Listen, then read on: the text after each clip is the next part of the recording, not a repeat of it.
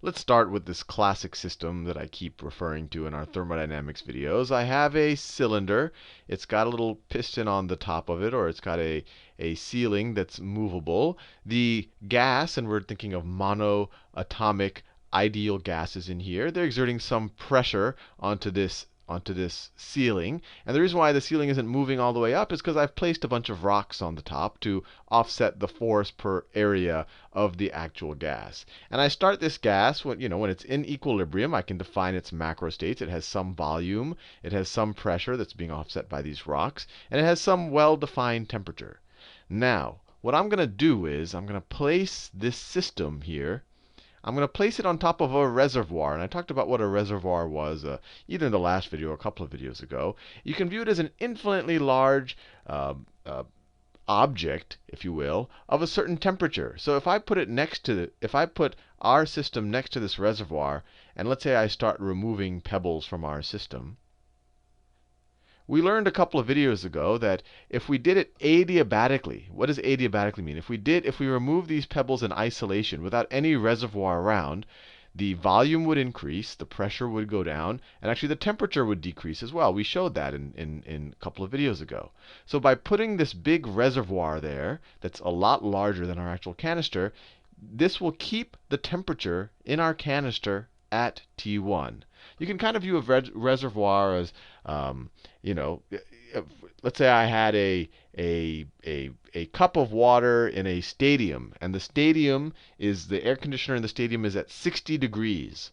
Well, no matter what I do to that water, I could put it in the microwave and warm it up, but if I put it back in that stadium is going to keep that water at 60 degrees. And you might say, oh, well, won't the reservoir's temperature decrease if it's throwing off heat? Well, it would, but it's so much larger that its impact isn't noticeable. For example, if I put a cup of boiling water into a super large covered domed stadium, the water will get colder to the ambient temperature of the stadium. The stadium will get warmer, but it'll be so marginally warmer that you won't even notice it. So you can kind of view that as a reservoir. And theoretically, this is infinitely large. So the effect of this is as we remove these little rocks, we're going to keep the temperature constant. And remember, if we're keeping the temperature constant, we're also keeping the internal energy constant because we're not changing the kinetic energy of the particles. So let me see what happens. So I keep doing that. And so I get to a point, let me see, where my volume has increased. So let me delete some of my rocks here. Let me delete some of the rocks. So some of the rocks are gone. And now my overall volume is going to be larger. So let me move this up a little bit. And then let me color this in black. Oh, whoops. Let me color this in just to give an idea. So our volume has gotten a bit larger. And let me get my pen correctly. OK, so our volume has gotten larger by roughly this amount. We have the same number of particles. They're going to bump into the ceiling a little less frequently, so my pressure would have gone down. But because I kept this reservoir here, because this reservoir was here the whole time, during this process, the temperature stayed at T1. And that was only because of this reservoir. And I want to make that clear. And also, just as a review, this is a quasi-static process because I'm doing it very slowly. The system is in equilibrium the whole time. So let's draw what we have so far on our famous PV diagram. So this is the p-axis. That's the v-axis. Label them. This is P. This is V. Let me call this, let me do it in a good color. This is state A of the system. This is state B of the system. So state A starts at some pressure and volume. I'll do it like that. That's state A. And it moves to state B. And notice I kept the temperature constant. And what did we learn in, I think it was 1 or 2 videos ago? Well, we're at a constant temperature, so we're going to move along an isotherm, which is just a rectangular hyperbola. Because when your temperature is constant, your pressure times your volume is going to equal a constant number. And I went over that before. So we're going to move over. Our path is going to look something like this. And I'll move here to state B. I'll move over here to state B. And the whole time, this was at a constant temperature, T1. T1. T1. Now, we've done a bunch of videos now. We said, OK, how much work was done on this system? Well, the work done on the system is the area under this curve. So some positive work was not done on the system, sorry. How much work was done by the system? We're moving in this direction. I should put the direction there. We're moving from left to right. The amount of work done by the system is pressure times volume. We've seen that multiple times. So you take this area under the curve, and you have the work done by the system from A to B. Right? So let's call that work from A to B. Work from A to B. Now, that's fair and everything, but what I want to think more about is how much heat was transferred by my reservoir. Remember, we said if this reservoir wasn't there, the temperature of my canister would have gone down as I expanded its volume and as the pressure went down. So how much heat came into it? Well, let's go back to our basic internal energy formula. Change in internal energy, changes in internal energy is equal to heat applied to the system minus the work done by the system. Now, what is a change in internal energy in this scenario? Well, I was at a constant temperature the whole time, right?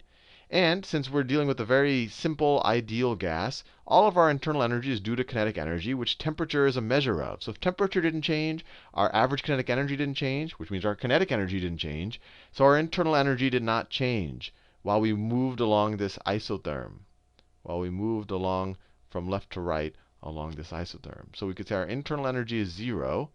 And that is equal to the heat added to the system minus the work done by the system. Right?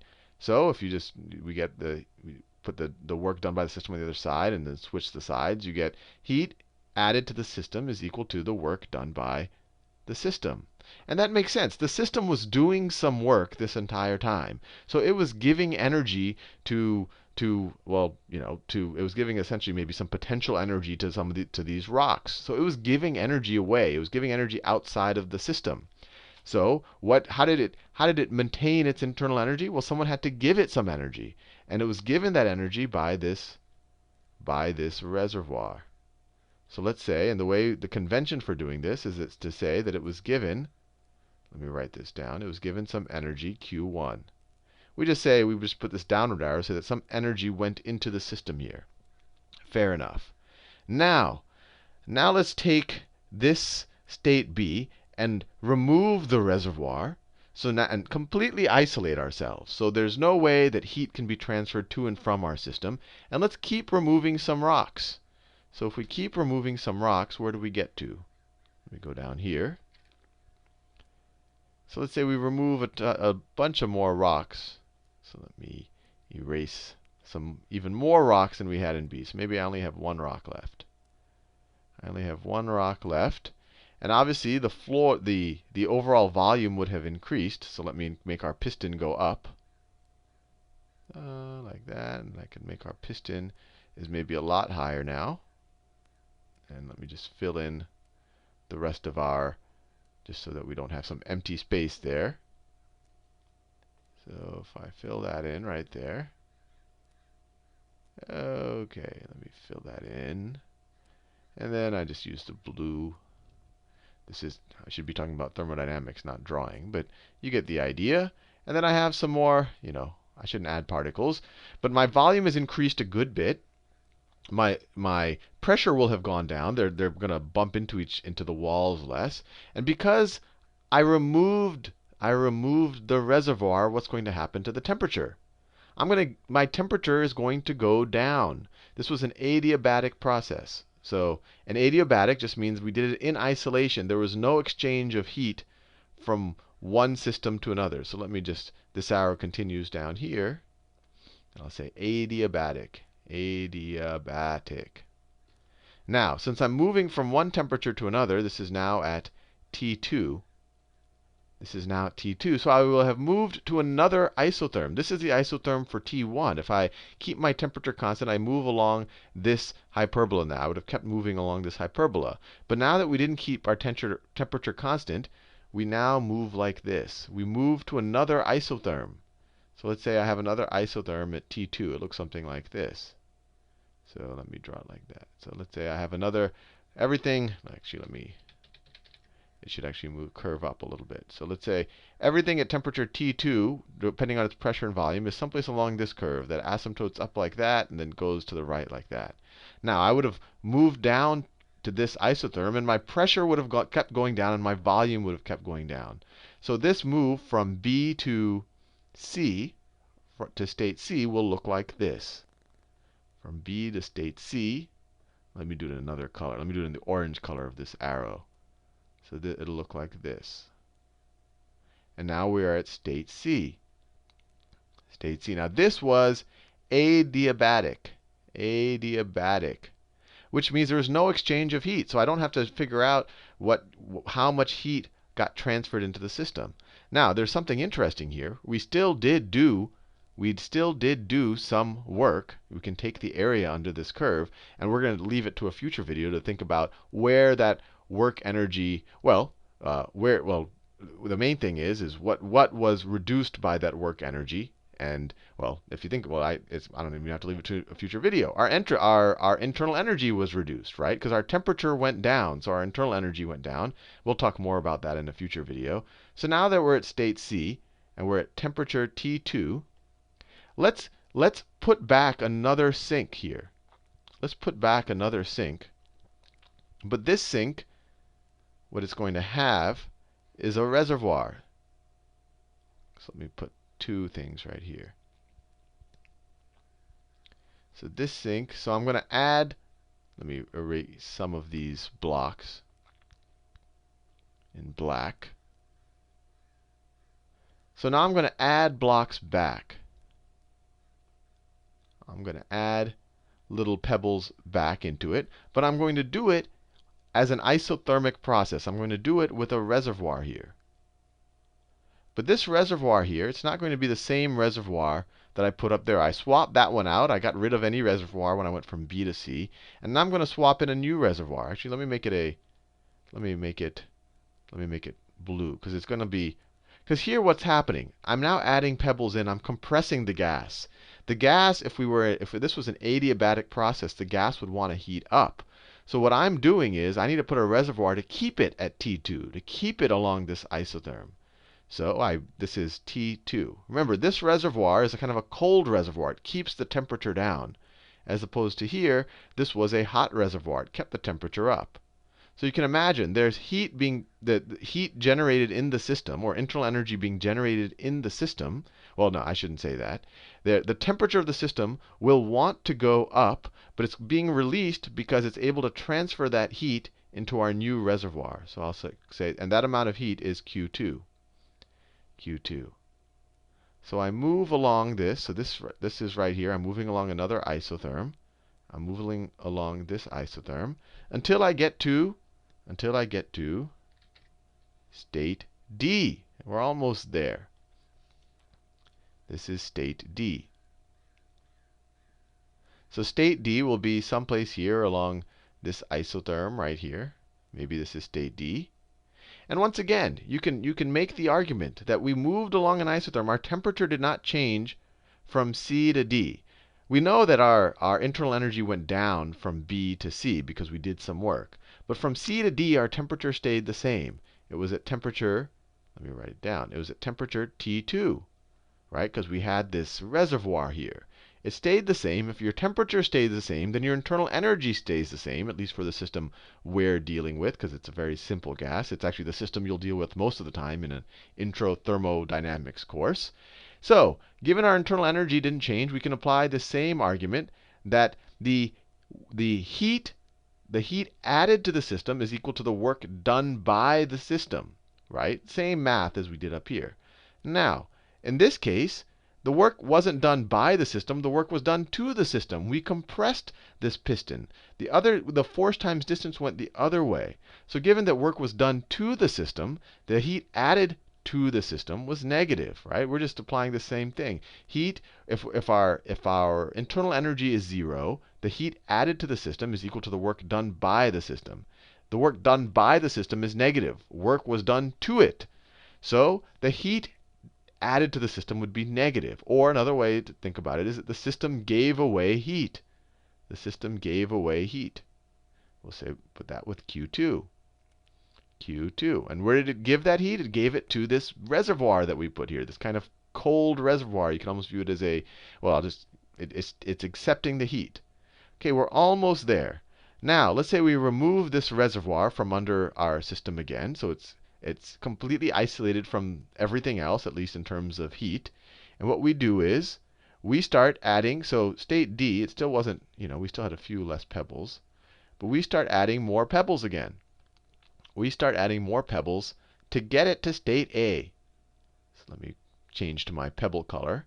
So we start adding more pebbles again to get it back to state A. So that's this process right here. That's this process. And let me do a different color. This is, let's say this is green. So as we add pebbles, that's this movement right here. We're moving from one isotherm up to another isotherm at a higher temperature. And remember, this whole time we went in this clockwise direction. So a couple of interesting things are going on here. Because we're assuming an ideal scenario, nothing was lost to friction. This piston just moves up and down, no heat loss due to that. What we can say is that we are back at our original internal energy. In fact, this is one of the properties of a state variable, is that if we're at the same point on the PV diagram, the same exact point, we have the same state variable. So now we have the same pressure, volume, temperature, and internal energy as what we started with. So what we've done here is completed a cycle. And this particular cycle, it's an important one. It's called Carnot cycle. It's named after a French engineer who was trying to just optimize engines in the early 1800s. So it's a Carnot cycle. Carnot cycle. And we're going to study this a lot in the next few videos to really make sure we understand entropy correctly. Because in a lot of chemistry classes, they'll throw entropy at you. Oh, it's measure of disorder. But you really don't know what they're talking about or how can you quantify it or measure it in any way. And we really need to deal with the Carnot cycle in order to understand where the first concepts of entropy really came from. And then we'll relate it to kind of more modern notions of it. Now, a system that completes a Carnot cycle is called a Carnot engine. So our little piston here that's moving up and down, we can consider this a Carnot engine. You might say, oh, Sal, this doesn't seem like a great engine. I have to move pebbles and all of that. And you're right. It's not, you wouldn't actually implement an engine this way, but it's a useful engine, or it's a useful theoretical construct in order for understanding how heat is transferred in an engine. I mean, if you think about what's happening here is this first heat sink transferred some heat to the system, and then the system transferred a smaller amount of heat back to the ambient, back to the other reservoir, right? So this system was transferring heat from one reservoir to another reservoir, from a hotter reservoir to a colder reservoir, and in the process it was also doing some work. And what was the work that it did? Well, it's the area under this curve, or the area inside of this cycle. So this is the work done. Right? This is the work done by our Carnot engine. And the way you think about it is, it's the area, when you're going in the rightward direction with increasing volume, it's the area under the curve is the work done by the system. And then when you move in the leftward direction with decreasing volume, you subtract out the work done to the system, and then you're left with just the area in the curve. So we could write this Carnot engine like this. We could write it like this. It's starting, so you have a reservoir at T1, and then you have your engine right here, and then it's connected at eventually. So it takes Q1 in from this reservoir. It does some work, right? The work is represented by the amount of the work right here is the area inside of our cycle. And then it transfers Q2, or essentially the remainder from Q1, into our cold reservoir. So T2. So it transfers Q2 there. So the work we did is really the difference between Q1 and Q2. Right? You say, hey, if I have more heat coming in than I'm letting out, where did the rest of that heat go? It went to work. Literally. So Q1 minus Q2 is equal to the amount of work we did. And actually, this is a good time to emphasize again that heat and work are not a state variable. A state variable has to be the exact same value when we complete a cycle. Now, we see here that we completed a cycle and we had a net amount of work done or a net amount of heat added to the system. So we could just keep going around the cycle and keep having heat added to the system. So there is no inherent heat state variable right here. You can't say what the value of heat is at this point in time. All you could say is what the amount of heat was added or taken away from the system. Or you can only say the amount of work that was done to or done by the system. Anyway, I want to leave you there right now. We're going to study this a lot more, but the real important thing is, and if you ever want to get confused in a thermodynamics class, I encourage you to even, go off on your own and do this yourself. Kind of, you can almost, take a pencil and paper and kind of redo this video that I just did, because it's essential that you understand the Carnot engine, understand this adiabatic process, understand what isotherms are. Because if you understand that, then a lot of what we're about to do in the next few videos regards to entropy will be a little bit more intuitive and not too confusing.